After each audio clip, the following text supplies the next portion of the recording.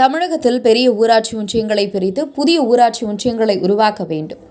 பொள்ளாச்சியில் நடைபெற்ற ஊராட்சி ஒன்றிய பணியாளர் சங்க பொதுக்குழு கூட்டத்தில் வலியுறுத்தல்.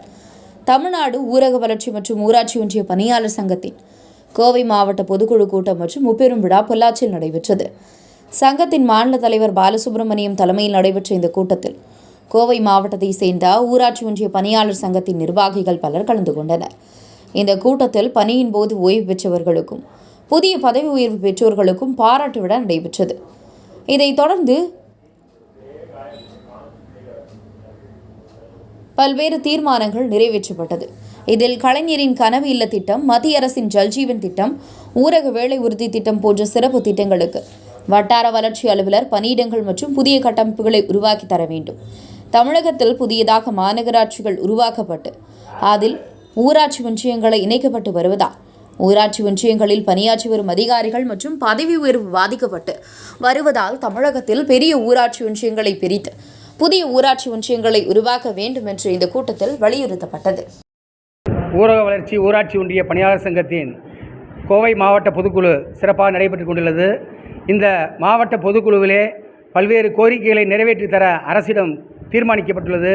முதல் கோரிக்கையாக கலைஞரின் கனவு இல்லம், ஜல்ஜீவன் திட்டம், மகாத்மா காந்தி தேசிய ஊரக வேலைவாய்ப்பு திட்டம் உள்ளிட்ட சிறப்பு திட்டங்களை ஊராட்சி ஒன்றியங்களிலே நிறைவேற்ற வட்டார வளர்ச்சி அலுவலர் பணியிடம், அதற்கான புதிய கட்டமைப்பு உருவாக்கி தரப்பட வேண்டும்.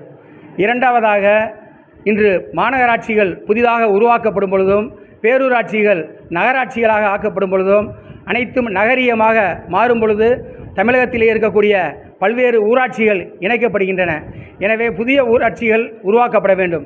12,525 கிராம ஊராட்சிகள் நகராட்சிகளுடனோ மாநகராட்சியுடனோ செல்லும் பொழுது அந்த பெரிய ஊராட்சிகளை இரண்டாக பிரிக்க வேண்டும்.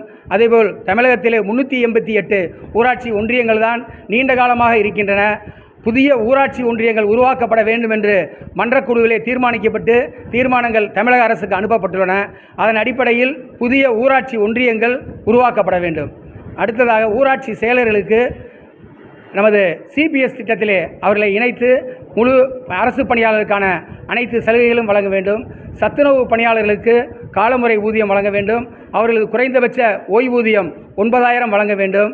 அடிப்படை பணியாளர்களான கணினி உதவியாளர்கள், முழு சுகாதார திட்ட பணியாளர்கள், அம்மா சிமெண்ட் குடோன் பணியாளர்கள் ஆகியவர்களுக்கு காலமுறை ஊதியம் வழங்கி அவர்களுக்கு வழங்கக்கூடிய ஊதியத்தை முறையாக வழங்க வேண்டும்.